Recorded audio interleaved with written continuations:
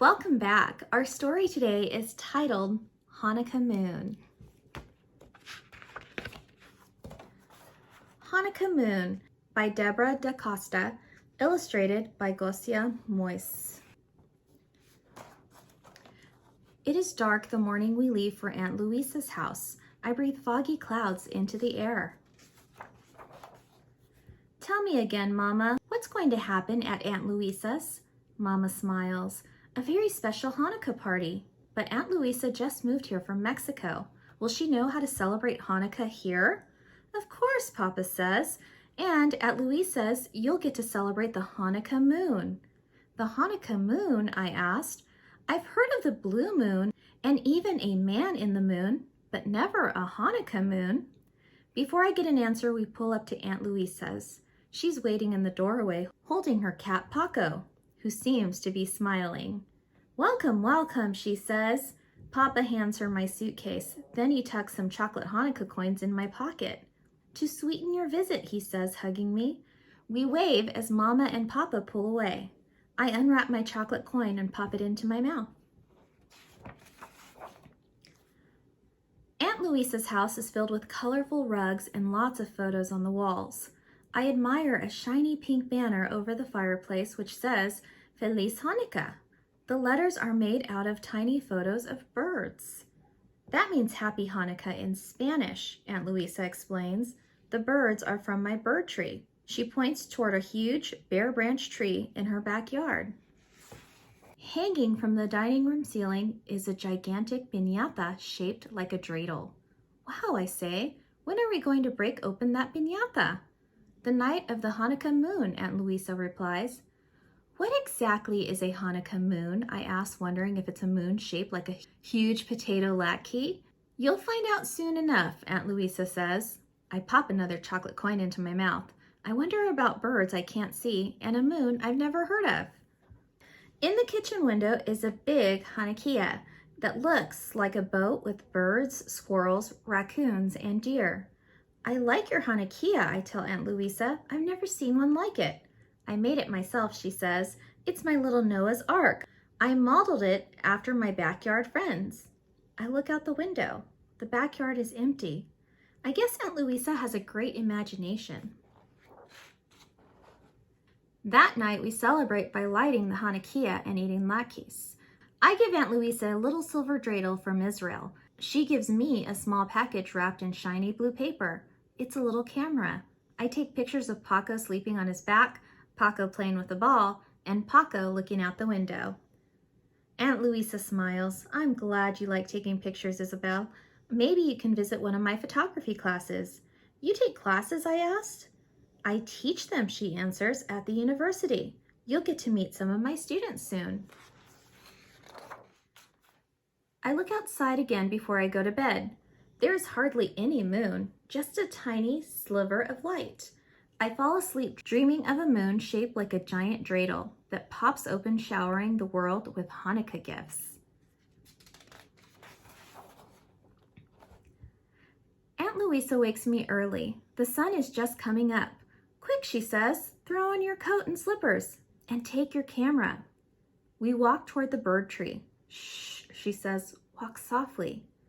The tree is full of birds chirping and buzzing and pecking away at feeders. Take some pictures, she whispers. Then we can look in my bird book to see which ones they are.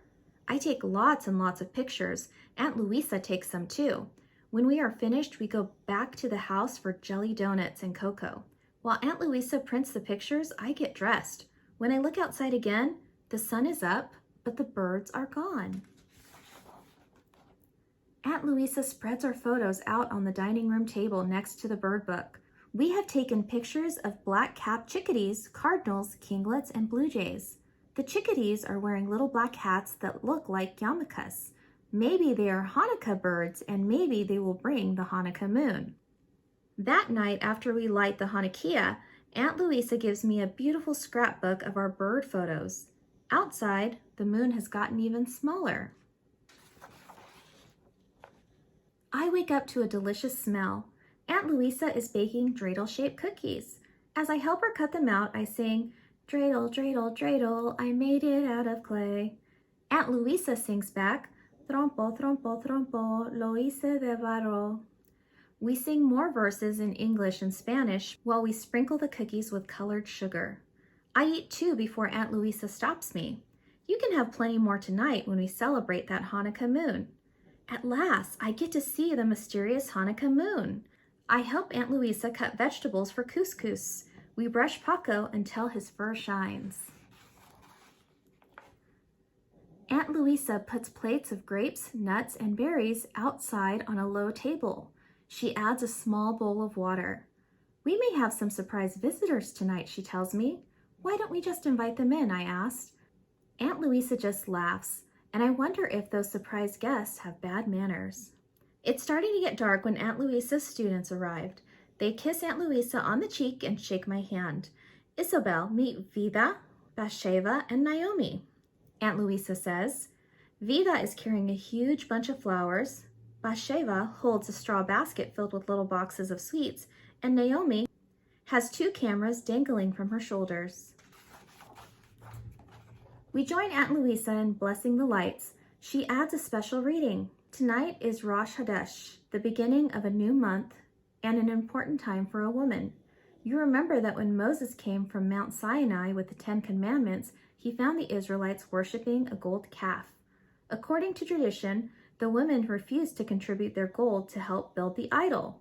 Their reward was a special holiday once a month, Rosh Hashanah, the time of the new moon. Wow, I say, I didn't know that. After dinner, it's time to break open the piñata.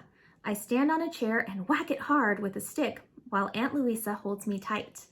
Out fall bags of chocolate coins and tiny prizes. Wow, and double wow is all I can say. This is the best Hanukkah.